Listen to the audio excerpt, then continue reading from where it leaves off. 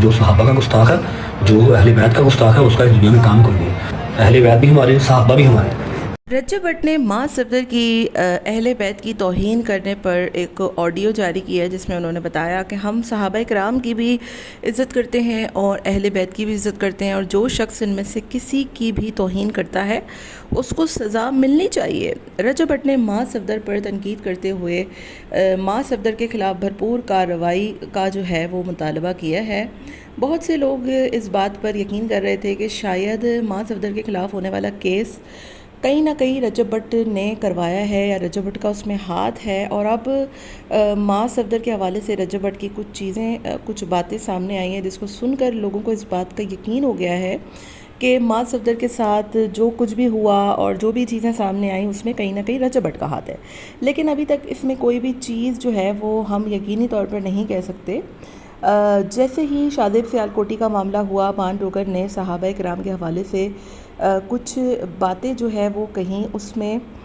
بہت سے لوگوں نے کہا کہ مان ڈوگر نے غلط کیا، مان ڈوگر نے بہت کچھ غلط کیا، تو شادب سیالکوٹی نے ان تمام تر چیزوں میں رجب بٹ کو بھی گھسیٹنا شروع کر دیا، حالانکہ رجب بٹ نے ایسا کچھ بھی نہیں کہا تھا۔ رجب بٹ نے مزید کہا کہ اہل بیت اور صحابہ کرام دونوں ہی ہمارے ہیں، اور جو شخص بھی ان کے خلاف کوئی بھی توہین آمیز گفتگو کرتا ہے تو اس پر بھرپور کارروائی ہونی چاہیے۔ یہ تمام تر چیزیں رجب بٹ نے اس وقت کہیں جب ماں صفدر کے خلاف عامر خسرو نے ایک درخواست دائر کی، کیس کیا اور توہین اہل بیت کے حوالے سے انہیں عدالت میں طلب کیا۔ بہت سے لوگوں نے کہا کہ ماں صفدر نے معافی مانگ لی، اس کے باوجود اتنا ہارش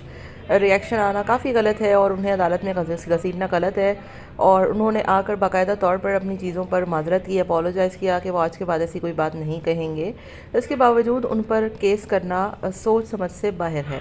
چونکہ رجب بٹ کا یہ سٹیٹمنٹ ماں صفدر کے فوری کیس کے بعد سامنے آیا، جس کے بعد لوگوں نے رجب بٹ پر تنقید کرنا شروع کر دی کہ واقعی میں رجب بٹ نے ہی ماں صفدر کے خلاف پٹیشن دائر کروائی ہے، اور انہوں نے جو بھی اہل تشیعوں کے حوالے سے بات کی یا جو بھی انہوں نے اپنا ایک سٹیٹمنٹ دیا، اس کو سن کر رجب بٹ کو کافی غصہ آیا، جس کے بعد رجب بٹ نے کراچی کے وکلاء سے باقاعدہ طور پر رابطہ کر کے ماں صفدر کے خلاف پٹیشن دائر کروایا ہے، اور ماں صفدر کے خلاف جو کچھ ہو رہا ہے اس میں کہیں نہ کہیں رجب بٹ کا ہاتھ ہے۔ رجب بٹ کی اس سٹیٹمنٹ کے بعد لوگ رجب بٹ پر مزید شک کرنا شروع ہو گئے ہیں کہ ایسے موقع پر ایسی سٹیٹمنٹ دینے کا کیا مقصد تھا۔ باقی آپ کا کیا خیال ہے؟ کامنٹ میں اپنی رائے کا اظہار ضرور دیجیے گا۔